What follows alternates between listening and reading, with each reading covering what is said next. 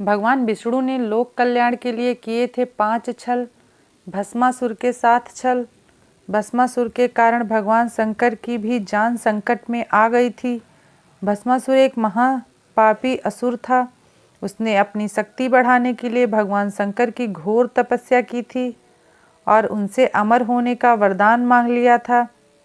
लेकिन भगवान शंकर से कहा कि आप वरदान दो कि मैं जिसके सिर पे हाथ रखूं वह भस्म हो जाए। तो भगवान शंकर ने तथास्तु कहा। भस्मासुर को यह वरदान मिलते ही भस्मासुर शिव जी के सर पर हाथ रखने के लिए ही दौड़ा। शिव जी वहाँ से भागकर विष्णु जी की शरण में पहुँच गए। तब विष्णु जी ने एक सुंदर स्त्री का रूप धारण कर भस्मासुर को अपनी ओर आकर्षित किया। भस्मासुर शिव को भूलकर उस सुंदर स्त्री के मोह फांस में बंध गया।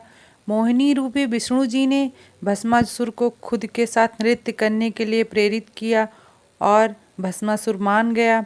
नृत्य करते समय भस्मासुर मोहिनी के तरह नृत्य करने लगा। उचित मौका देखकर विष्णु जी ने अपने सिर पर हाथ रख शक्ति और नृत्य के नशे में चूर भस्मासुर ने मोहिनी की नकल करते हुए अपने सिर पर हाथ रख लिया और वह भस्म हो गया। मोहिनी बनकर किया असुरों के साथ छल। विष्णु भगवान ने देवताओं और दैत्यों के बीच सुलह कराने के लिए क्षीर सागर का मंथन करवाया। समुद्र मंथन से जो भी अमृत प्राप्त होगा फिर आप सभी देवताओं को पिलाकर अजर अमर कर दूंगा। श्री विष्णु जी मोहिनी रूप धारण करके देवताओं और दैत्यों के बीच पहुंच गए। उन्होंने अमृत समान रूप से बांटने का प्रस्ताव रखा। दैत्यों ने मोहित होकर अमृत कलश श्री विष्णु जी को सौंप दिया। मोहिनी रूपधारी विष्णु जी ने जैसे ही विभाजन कार्य शुरू किया, चाहे वह उचित हो या अनुचित, तुम लोग बीच में बाधा उत्पन्न न करने का वचन दो, तभी मैं इस काम को करूंगी। सभी ने मनमोहिनी रूपी भगवान की बात मान ली। देवता और दानव अलग अलग पंक्तियों में बैठ गए। मोहिनी रूप धारण करके विष्णु ने छल से सारा अमृत देवताओं को पिला दिया। असुर राजा बलि के साथ छल। राजा बलि का राज संपूर्ण दक्षिण भारत में था। उन्होंने बलिपुरम को अपनी राजधानी बनाया था। राजा बलि ने विश्व विजय की सोचकर यज्ञ किया। इसकी प्रसिद्धि चारों ओर फैलने लगी।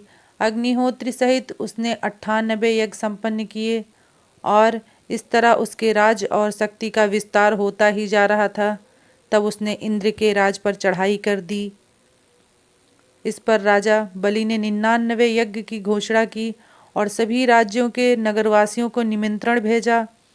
देवताओं की ओर गंधर्व और यश होते थे। दैत्यों की ओर दानव और राक्षस। हिरण्यकश्यप के पुत्र प्रहलाद और उनके पुत्र राजा बलि के साथ इंद्र का युद्ध हुआ और देवता हार गए। तब सभी देवता विष्णु भगवान के पास गए और तब विष्णु भगवान ने वामन का रूप धारण किया और राजा बलि के यज्ञ में पहुंच गए। हे राजन, मुझे भिक्षा दीजिए। तब राजा बलि ने कहा, जो चाहिए वह आप मांगिए। तब ब्राह्मण ने कहा, ऐसे नहीं, आप मुझे वचन दीजिए कि जो मैं मांगूंगा आप इनकार नहीं करेंगे। तब राजा बलि ने वचन दिया। तो ब्राह्मण ने कहा कि आप मुझे 3 पग भूमि दीजिए। तब राजा बलि ने कहा, ब्रह्मदेव आप 3 पग भूमि ले लीजिए। तब वामन रूप में भगवान विष्णु ने 1 पग में पूरा भूमंडल नाप लिया और दूसरे पग में स्वर्ग को और तीसरे पग के लिए राजा बलि से पूछा कि तीसरा पग कहाँ रखूं। पूछने पर बलि ने मुस्कुराकर कहा, मैं क्या करूं भगवान, अब तो मेरा सिर ही बचा है।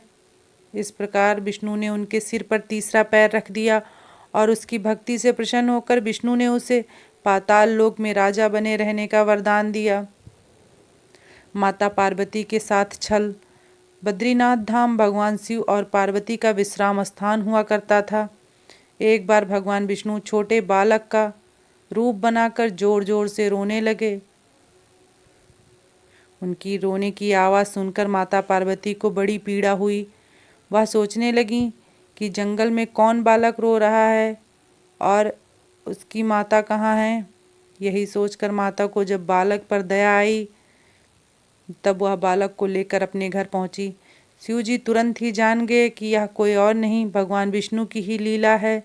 उन्होंने पार्वती से कहा, इस बालक को घर के बाहर छोड़ देने का आग्रह किया और कहा कि वह अपने आप कुछ ही देर में रोकर चला जाएगा।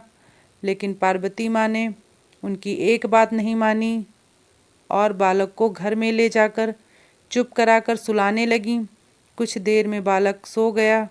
तब माता पार्वती शिव जी के साथ भ्रमण करने चली गईं और जब लौट के आईं तो घर का दरवाज़ा अंदर से बंद था। तब भगवान शिव और पार्वती ने बालक को द्वार खोलने के लिए आवाज़ दिया। तब भगवान विष्णु ने कहा, यह स्थान मुझे पसंद आ गया है, अब आप मुझे यहाँ रहने दीजिए। अब आप केदारनाथ जाइए। वृंदा के साथ छल। जलंधर बहुत ही शक्तिशाली असुर था। वह इंद्र को पराजित करके तीनों लोक का स्वामी बन बैठा था और पतिव्रता वृंदा का पति था। वृंदा के पतिव्रत धर्म के कारण कोई देवता जलंधर को पराजित नहीं कर पा रहे थे। तब भगवान विष्णु ने जलंधर का रूप धारण कर वृंदा के स्त्रीत्व को नष्ट कर दिया था और वृंदा जालंधर वेशधारी विष्णु भगवान को अपना पति समझ बैठी और वृंदा का पतिव्रत धर्म टूट गया था। तब शिवजी ने जलंधर का वध कर दिया था। वीडियो कैसी लगी कमेंट में ज़रूर बताएं। वीडियो पसंद आए तो वीडियो को लाइक, चैनल को ज़रूर सब्सक्राइब करें। धन्यवाद।